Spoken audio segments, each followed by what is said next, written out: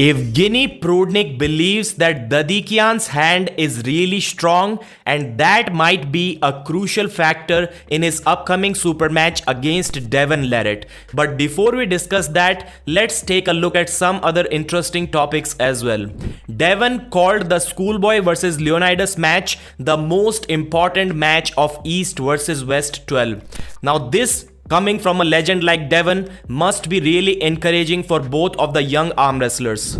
Leonidas said that he was surprised after the first round because Schoolboy's side pressure was way too much, more than he expected it to be. But as soon as round 2 started, he knew that the match is over because Schoolboy's wrist started to go. There were lots of speculations about Leonidas Arcona's upcoming opponents. Well, his coach kind of cleared that out. Leonidas wants the next match or one of the next matches to be against Monster Michael Todd, but this is the path that they are going to choose.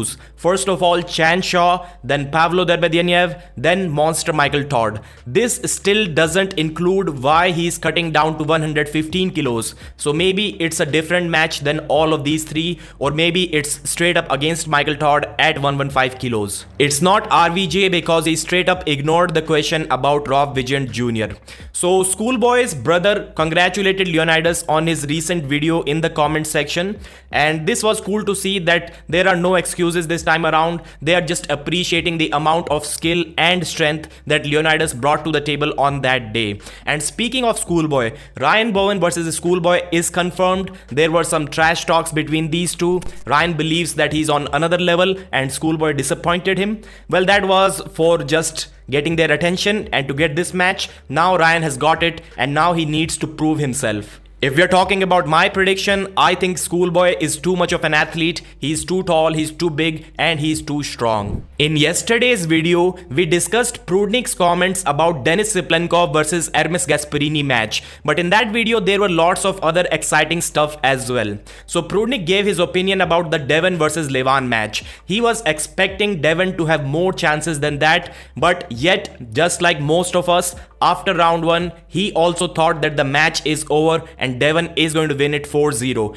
But Levan showed that he not only had plan A, but he probably had plan B, plan C and plan D prepared for DEVON Larratt.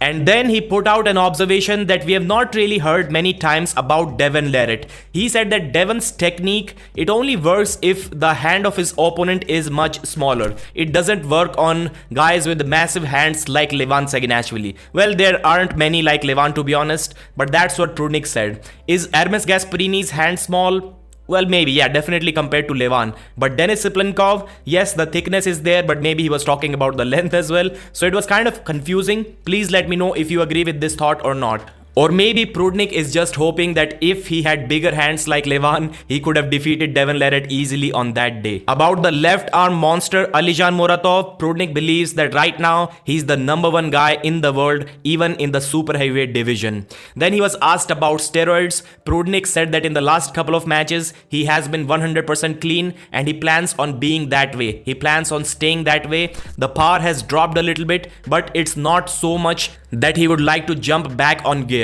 The drop in strength is almost insignificant. And then the topic of DEVON Larratt versus David Dadikyan. Prudnik said that when he faced Dadikyan on the left arm, he couldn't open his wrist even in the final round. So that was an absolute war, and usually in such cases, Prudnik is able to tire his opponents out and take their wrist in the end. But he still couldn't do that to Dadikyan even in the final round. That shows that his wrist is really strong, at least on the left arm. He was assuming that it is going to be the case on the right arm as well, but still DEVON's chances are solid to take Dadikyan's wrist. And the reasoning behind that logic from Prudnik was, if DEVON can open Levan's wrist, then he's for sure going to open Dadikyan's wrist as well.